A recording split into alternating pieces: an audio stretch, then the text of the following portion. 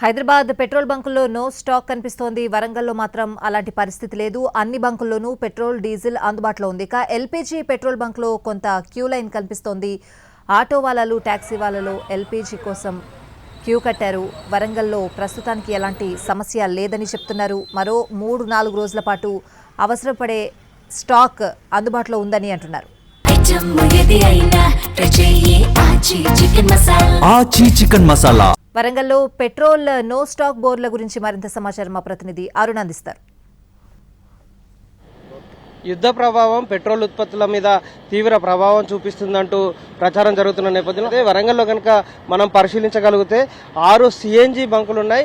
ఎక్కడ కూడా petrol బంకులలో stock అయితే అందుబాటులో ఉంది, అలాగే సిఎన్జి కూడా అందుబాటులో ఉంది. ప్రస్తుతం మనం చూస్తున్నటువంటి ఒకసారి వీళ్ళతో మాట్లాడించే ప్రయత్నం చేద్దాం. ఎట్లా ఉంది అంటే షార్టేజ్ ఎలా ఉన్నా? మీ దగ్గర ఏమన్నా షార్టేజ్ ఉందా? స్టాక్ ఉంది. సిఎన్జి కూడా ఉంది. మనకి ఎన్ని రోజుల వరకు అంటే 2-3 రోజుల వరకు ఇబ్బంది ఏం లేదు, వస్తుంది. ఉన్నాయి, ఏదో ఒక ప్రాబ్లం వస్తూనే ఉంటుంది, ఏదో ఒక బంకు అయినప్పుడు లైన్లు కట్టి గంటలు నిలబడాల్సి వస్తుంది. టెక్నికల్ సమస్య ఉంటాయి కానీ షార్టేజ్ అయితే లేదు. షార్టేజ్ ఏం లేదు, టెక్నికల్ సమస్యలు ఉంటాయి. ఎవ్రీడే ఇంత క్యూ లైన్ ఉంటుందా మీ దగ్గర? ఎవ్రీడే ఇంత క్యూ లైన్ ఉంటాయి. మీరు అంటే రోజు ఎంత పోయించుకుంటారు? గ్యాస్ ఎంత చెప్తారు? ఇవాళ ఎంత ఫిల్ చేసుకుంటారు? ఎప్పటికీ ఎర్లీ మార్నింగ్ వచ్చి ఫుల్ టైం చేసుకుంటాం, ఈవినింగ్ వరకు. కాకపోతే ఎర్లీ మార్నింగ్ గ్యాస్ కోసం సపరేట్ అంటూ పనివాడ వచ్చి నిలబడాలి.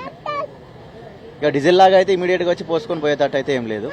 గ్యాస్ కోసం సపరేట్ టైం కేటాయించుకొని వచ్చి ఇట్లా నిలబడాల్సి వస్తుంది. ఏదైనా 1-2 బంకులు ప్రాబ్లం అయితే మాత్రం ఇంకా షార్టేజ్ అవుతుంది.